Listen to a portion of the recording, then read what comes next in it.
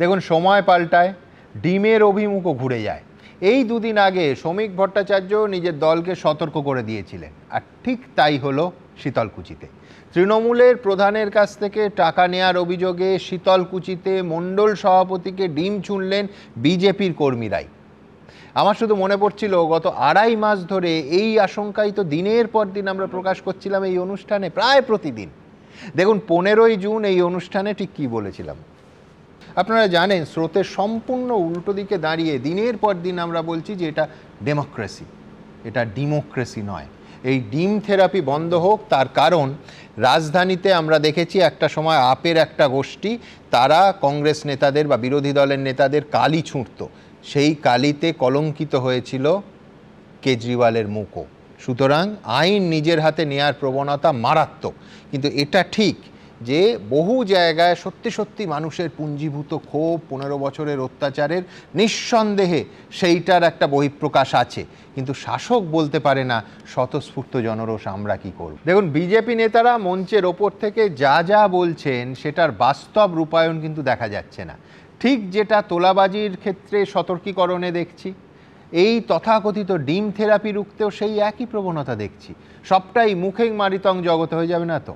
অর্থাৎ হিতোপদেশের বাণীর মতো সচেতন শাসক দলের নেতারা একদিক থেকে কড়া বার্তা দিয়ে যাবেন প্রকাশ্যে, অথচ তার বাস্তবায়ন দেখার সৌভাগ্য বঙ্গবাসীর হবে না।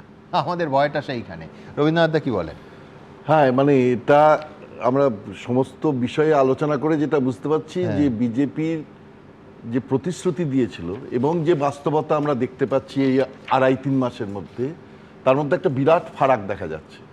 এবং সেটা, এই যে দ্বন্দ্বটা এমন একটা জায়গায় গেছে যে বিজেপি রাজনীতিতে একটা আভ্যন্তরীণ সংকট আসবার কথাও, যার জন্য জিতেন তিয়ারি যে কথাগুলো বলছেন।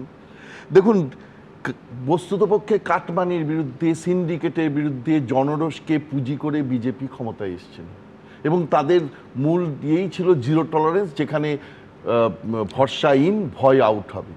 কিন্তু সেই ব্যাপারটা কিন্তু একবারে চলে গেছে। মানে আমি একজন বাঁকুড়া জেলার উদ্যোগপতির সঙ্গে আলাপচারিতায় জেনেছি, এখন কারখানা প্রতি মাসহারা ফিক্স করবার জন্য চেষ্টা করছে বিজেপির লোকেরা।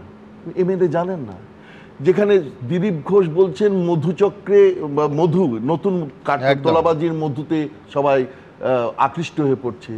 এই শ্রমিক ভট্টাচার্য একবার হুঁশিয়ারি দিচ্ছেন, একবার বলছেন কড়া ব্যবস্থা নেব, কিছুই করে উঠতে পারছেন না। আসল ব্যাপারটা হচ্ছে, দেখুন, এই যে ঘটনাটা ঘটছে তার একটা কারণ আছে। স্বপনবাবু বলছেন আপনারা পুলিশে যান। আচ্ছা, পুলিশের নজরুল সাহেবও বললেন, পুলিশ কার? পুলিশ যে কোনো সরকারে বিজেপি সরকারের পুলিশ। তো বিজেপির এমএলএর বিরুদ্ধে পুলিশ কেস নেবে? আপনিও তো এক সময় ছিলেন। এটা সাহসী হবে না, কোনোদিন সাহস হবে না। আর সেটা যদি তা না নেয়, তাহলে পুলিশ যদি নিয়েও থাকে, সেই ব্যক্তির ওপর তার নিজের পাড়ায় তিনি ঢুকতে পারবেন কিনা সেটাও তো প্রশ্ন। এবং প্রশাসন নিজেও চাইছে। আপনি এটা দীর্ঘদিন প্রশাসনে থেকে বুঝেছেন যে পুলিশ প্রশাসন নেটওয়ার্কের, আমি ওনার সঙ্গে আলাপচারিতায় জেনেছি, প্রশাসনকে শ্রমিক ভট্টাচার্য ফোন করে দিয়েছেন এবং শ্রমিক ভট্টাচার্য প্রশাসন ডেকে পাঠিয়ে তাকে বলছে আপনারা তো দিয়েছেন এক সময় তৃণমূলের সময়, কারণ তাদের তো এই নেটওয়ার্কটা চললে তাদের তো লাভ অনেক বেশি লাভ হবে। সুতরাং তারা তো এই নেটওয়ার্কটা চালাতেই চাইবেন। তা একদিকে সরকারের এমএলএদের বিরুদ্ধে তারা ব্যবস্থা নিতে চাইবেন না, আর নেটওয়ার্কটা চললে তাদের লাভ, তাহলে তারা করবে কেন? এবার আপনি দেখুন এই নেটওয়ার্কটা চলছে কেন। এই যে আমি বুঝলাম সংসদে নাই, ক্ষমতার জন্যে সংখ্যা দরকার, বিল পাস করাতে হবে, তারা নিলেন। এ তো বারবার করে আমরা দেখতে পাচ্ছি, এনসিপিআই থ্রুতে 20 জনকে নিয়ে নিলেন, তার মধ্যেও যদি 3 জন আবার যান, ইত্যাদি ইত্যাদি। এখানে 60 জনকে নেওয়ার কি ব্যাপার ছিল? এই যে 60 জনকে তারা নিলেন, এদের তো দরকার ছিল না। 208 জন যেখানে মেম্বার, তাদেরকে নিয়ে নিজেদের বিজেপি কর্মী, আমাকে ট্যাক্সিওয়ালা বলেছে স্যার এর জন্য দিয়েছিলাম ভোট এদেরকে।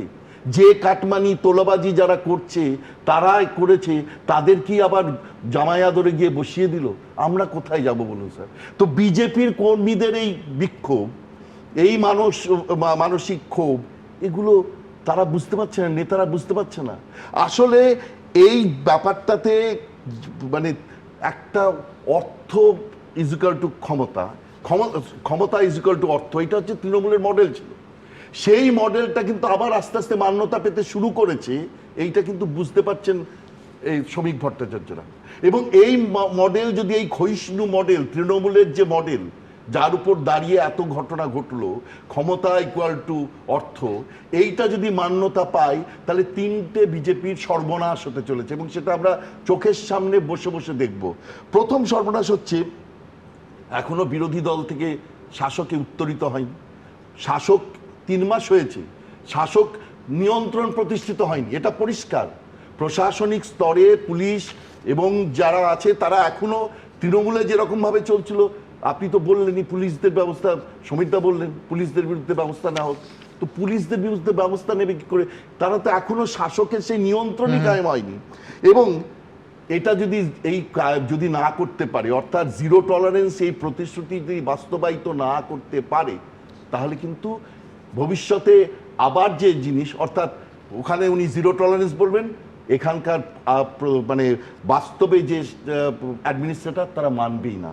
দ্বিতীয়, দেখুন জনপ্রশাসনের ভিত্তি টলে যাচ্ছে।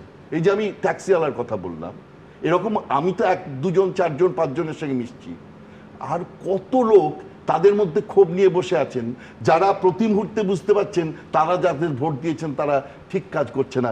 এইটা যদি আসে সামনে, corporation election, municipal election, panchayat election এবং 31-এ অবশ্যই আমাদের বিধানসভা ইলেকশন হবে, ঠিক থাকতে পারবে তো বিজেপি? এবং লাস্ট, দীর্ঘমেয়াদী ঝুঁকি, অর্থাৎ এই যে জনভিত্তি, বিশ্বাসের ভিত্তি ঘুরে যাচ্ছে, এতে কিন্তু ডিমের অভিমুখও ঘুরে যাবে। এবং ডিমের অভিমুখ ঘুরে যাচ্ছে বলি এটা যে পরিষ্কার হয়ে যাচ্ছে যে আগে যে ঘটনাটা তারা তৃণমূলের বিরুদ্ধে যে অভিযোগটা করছিলেন, এখন বিজেপির লোকেরা বিজেপির বিরুদ্ধে অভিযোগ করছে। সেই জায়গাটা একটা দীর্ঘমেয়াদী ঝুঁকি। বিজেপির মধ্যে আভ্যন্তরীণ দ্বন্দ্ব, কলহ এটা বাড়বে এবং বিজেপি ক্রমশ তার জনভিত্তি একবারে এখন কথা হচ্ছে যে শর্ট টার্ম গেনের জন্য আমি লং টার্ম ক্ষতি করছি কিনা। এবিপি আনন্দ, এগিয়ে থাকে, এগিয়ে রাখে।